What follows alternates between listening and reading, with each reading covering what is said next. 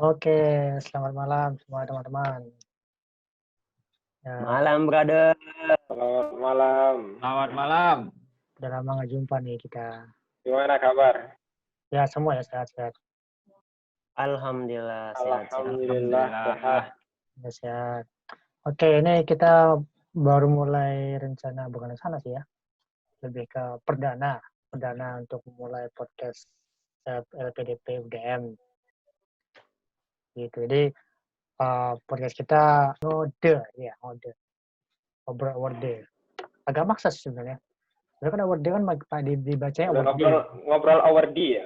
Award. Ngode. Saya ngodi, tapi kita tulis ngode. Ngoding. Apa bedanya dengan ngoding itu? Ngoding itu anak teknik itu. Ya, teknik banget kalau misalnya ngode. Kalau ngode, Ngode gitu kan. ngode cewek. Iya, biasanya Tapi nggak ketangkap maksudnya. Iya. Ini Mas Fakih, kenapa ini ngode namanya, Mas? Sebenarnya ini menjawab keresahan para cowok-cowok sih kan. Biasanya Wah, kan, mantap ya. iya. Mewakili para cowok-cowok yang biasanya ceweknya itu suka ngode. Biasanya kan cewek kan suka ngode. Nah, kita Yang sendiri cowoknya nggak peka. peka. Cowok nggak peka, tapi cowoknya pekok. Gitu kan. Jadi nggak paham apa itu. Jadi gitu sebenarnya. Jadi, ya kita Ngode. pas-pasin aja lah. Kita pas-pasin aja. Ngode. Jadi ya ngobrol award sebenarnya. Iya. Ya. Biar Pas pas aja aja, ya dipanggil pas aja. ngode. Ya. Walaupun agak maksa dikit kan gitu. Jadi kita bahas apa nih, bro? Perkenalan dulu aja kali ya.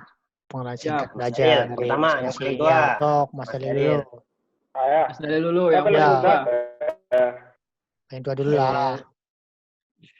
Apa aja nih kenalannya gimana? Ya, nih? biasalah nama fakultas. Salah prodi, nama, terus asal. fakultas, kampung. Iya. Oh Itu iya ya. aja. Jadi saya lalu Dalilul Falihin, dipanggil itu Dalil ya. Dalil. Tapi di Jawa dipanggil Lalu. Oh, lalu. Jadi kalau di kampung di Lombok itu dipanggil Dalil, kalau di Jawa dipanggil Lalu. Nah, jurusannya fisika UGM. Ngeri. Jadi banyak yang bilang fisika itu sulit, fisika itu ribet. Tapi sebenarnya fisika itu kadang-kadang sulit dan ribet sih. Mas lalu lebih ribet mana dibandingkan cewek, Mas? Kenapa? Ahlinya ahli nih. Lebih ribet mana cewek daripada fisika? Oh itu kalau gitu ahli itu Mas Pulung kalau gitu. Oh iya, udah kelihatan kayak nih wajah-wajah nih kan. Next. Udah. Siapa? Pulung. Ayo. Iya. Oke, perkenalkan nama saya Pulung Hendro Prasetyo, bisa dipanggil Pulung. Saya berasal dari Kota Makassar, tapi saat ini tetap stay di Jogja. Jurusan apa ya? Departemen Teknik Elektro dan Teknologi Informasi. Prodinya Teknologi Informasi. Oh ini nih yang suka ngoding nih. Oh iya, Ngoding-ngoding. kalau ngoding bisa. Ngode Iya. cewek nggak pernah tembus. Waduh. Harus banyak belajar sama Sandi kayaknya nih. Iya Bahasa sih, kalau tadi kan pemrograman terlalu sekali ngode indah langsung jatuh. Langsung. Wih, sama wih. Oh, mau nyebut merek nih langsung. Gila. Siapa sih itu? Iya. Oke, next. Oke. Sandi. Next. Oke, teman-teman semua, perkenalkan saya Sandi Francisco, berasal dari Kabupaten Solok, Sumatera Barat. Sekarang melanjutkan studi di Magister Biologi UGM semester kedua. Mau jadi ODP, iya. Mantap. Itu Mas Fakih itu stay di Jogja atau gimana? Oh, sama, Kan PDP juga. Mas Fakih, perkenalkan diri sekaligus langsung. Oke. Ya. Saya Muhammad Fakih Diatullah. Saya dari prodi penginderaan jauh. Nah, pada tahu nggak tuh penginderaan jauh apaan? Kagak. Nggak tahu kan? Apa itu? Ada penginderaan jauh itu mapping gitulah. Jadi kita menghindar dari jarak jauh. Gitu. Jadi sukanya dari jarak jauh aja udah. Oh iya, Tuh. tahu. LDR ya? LDR aja, LDR. Iya. Gitu. Jauh di mata tetap dekat di hati. Oh, mantap. Mantap. Ini bener-bener suka ngode nih. Mas Berarti Pulung nih. penginderannya nggak pernah ketemu dong? Oh, enggak, dia jarak jauh aja, Mas. Jauh aja udah. Asalnya dari Cirebon, aku dari Cirebon. Tapi ya Ah. sekarang lagi Cirebon, jadi nggak di Jogja. Oh ya, ini ngomong-ngomong tentang pulang kampung ini, yang pulang kampung gimana sih cerita pulang kampungnya? Boleh bagi cerita nih Mas Lalu sama Mas Fakih. Siapa dulu nih? Siapa duluan nih? Saya. Ya, Mas Mas Lalu Lalu lah dulu dulu, lah, Mas Lalu. Yang paling ganteng lah, yang merasa paling ganteng. Yang ganteng. udah laku kan? Yang lagu kan paling ganteng itu. Bener. Saya pulang kampung itu awal-awal. Jadi setelah ada informasi kampus mau ditutup itu saya udah pulang. Ah. Hmm. Oh, langsung Itu gerak karena cepat bukan, ya. ini kayaknya bukan COVID ini, karena memang rindu sama istri ini kayaknya. Iya, bisa jadi. Pulang pulang bukan Ya di karena Lombok ada yang diperhitungkan juga, jadi Ya. harus pulang gitu. oh mantap. Terus Langsung gerak gimana cepat. cerita jadi ODP-nya Mas Lalu? Ada cerita-cerita Saya unik? karena di Jogja waktu itu kan belum ada yang positif kan, jadi hasil swabnya belum keluar, jadi setelah nyampe Lombok itu belum ODP gitu. Oh iya. Mas Fakih nih yang pulang waktu lagi ada corona di Jogja gimana kemarin Iya, iya. ceritanya? Iya, Jadi saya pulang ODP itu ya?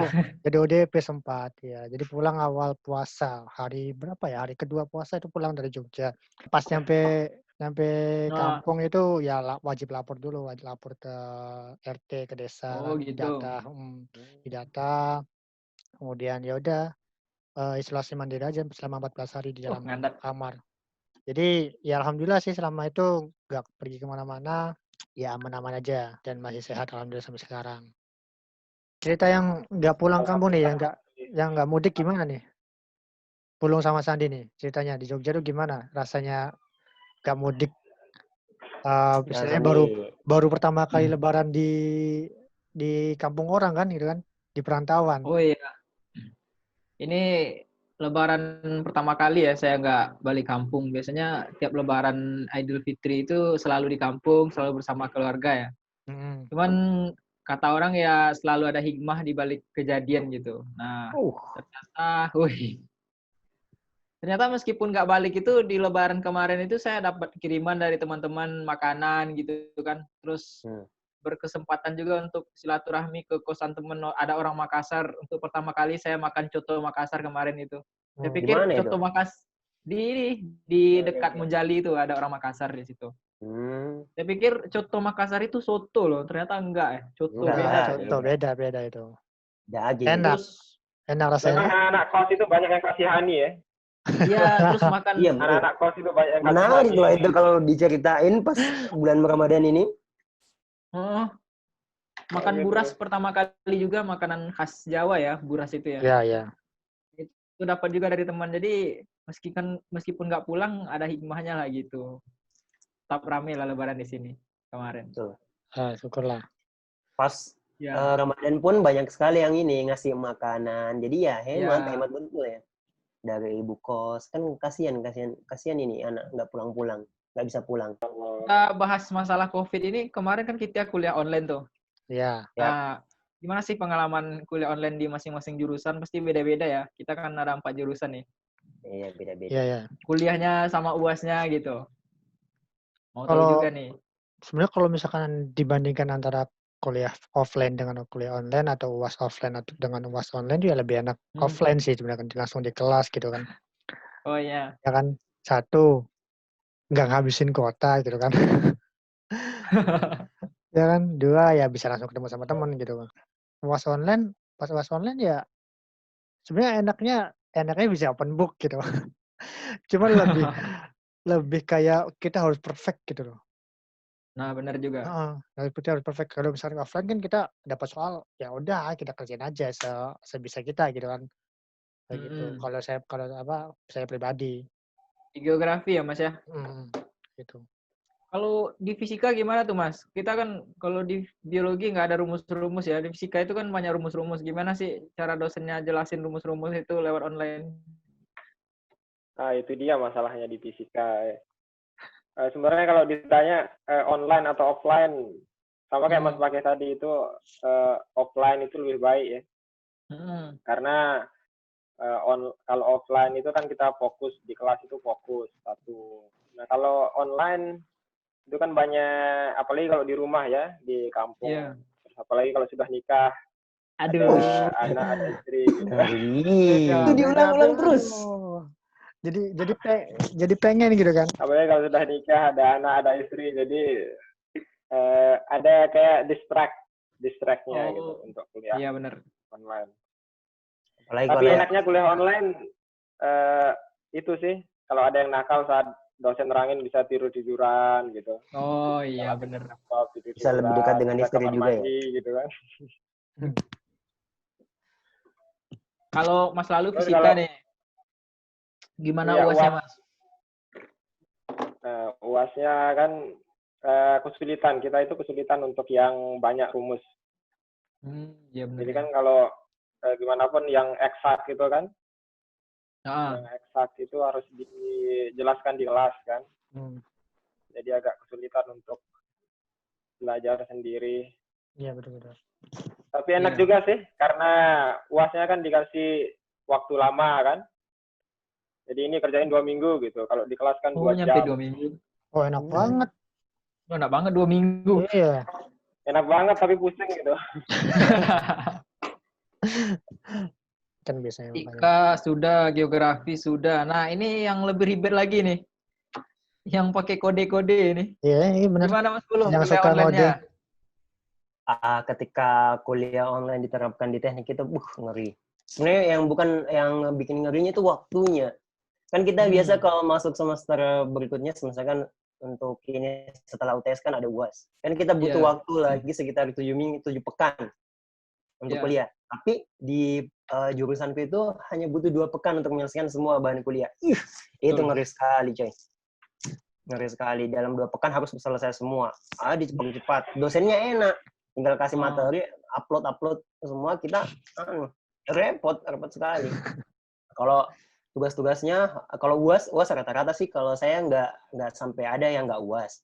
Rata-rata diganti jadi tugas biasa kayak buat paper. Gitu. Tapi sama doang sih. Kan biasa kalau waktu semester 1 kemarin itu ada juga UAS-nya pakai paper sih juga. Tapi rata-rata semua ini pakai paper semua. Ada yang UAS juga, kuis beberapa. Kan ada 6 mata kuliah ya sambil semester ini. Ada beberapa, tapi kebanyakan memang hanya paper. Ada yang cerita yang menarik ini, teman-teman. Nah, gimana? Kan saya UAS ada satu mata kuliah aku ini tentang pervasive computing. Masalahnya yang bikin ribet itu kenapa? Kan tugasnya ini detailnya besok ya. Malamnya itu kan saya masih ngerja. Tiba-tiba laptopku bro rusak. Waduh. Kenapa ini ya? Tiba-tiba. Iya. Saya masih positive thinking nih. Insya Allah lah besok saya cek-cek. Mungkin ini kalau saya biasa sih kalau di laptop itu biasa mungkin fleksibel hard disknya ya. Karena kan yang saya analisis itu kok hard disknya nggak terbaca.